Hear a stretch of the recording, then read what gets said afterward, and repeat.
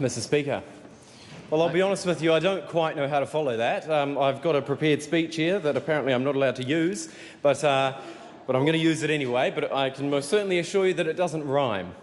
Now, I want to start by telling you that I've actually been extraordinarily impressed with the quality of speeches I've seen this afternoon, from sort of nuclear stuff down there to colonialism, to issues around climate change that the Green Party know I'm extraordinarily passionate about. I've been extraordinarily impressed, as I said, by the calibre of speeches, and I'm not sure if I can live up to the precedent that's been set, but I'll give it a damn good go. Mr. Speaker, I want to start by saying I'm honoured to stand in this chamber. I'm honoured to stand in this Parliament, and I'm honoured to stand at this seat, the second best seat in the House, the seat of the Leader of the Opposition. The third, after the Deputy Leader of the Deputy Prime Minister's seat. I'm honoured to stand here. It's been the seat of many political greats, from the likes of the Right Honourable David Lange to the Right Honourable Sir John Key. That's pretty damn comfortable.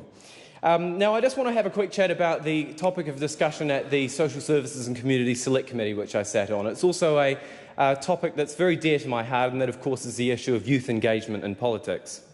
Now, it's no secret that broadly speaking, young people just don't care about politics, with us, excluded, and they don't care about our democratic process.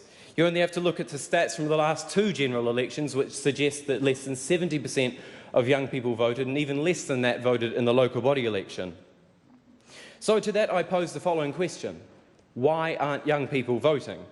Now, to me, the answer is quite simple, but I sort of left that and had a quick chat to the people in my community and read some of the submissions to the Social Services and Community Select Committee, which were fascinating, because they basically told us what we already know, that young people don't vote because they don't feel they have the tools to do so.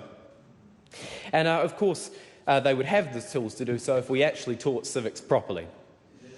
If we had a more comprehensive, more widespread civics part of our curriculum, I reckon we could get those youth engagement numbers up to 80 or 90%. Now, the Children's Commissioner, Judge Andrew Beecroft, came in and had a chat to us at the Select Committee yesterday, and he also did a submission. He more or less just spoke to the submission yesterday. And he told us that young people actually have the will, and a lot of young people have the will and the interest, but they just don't quite know how to take the step and vote. We've seen through the climate strikes, and I have my own opinions about the climate strikes, but I do genuinely think that it's a great thing that young people are getting out and having their voices heard on important issues, but I can only dream that that will translate into votes, even if they are for parties that I personally don't align with. That's all right. As long as more young people are voting, we're here having a greater cross-section of voices heard in this place, I will be happy. Thank you very much.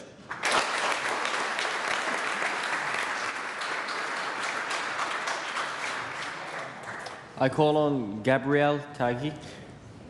Thank you, Mr. Speaker. I stand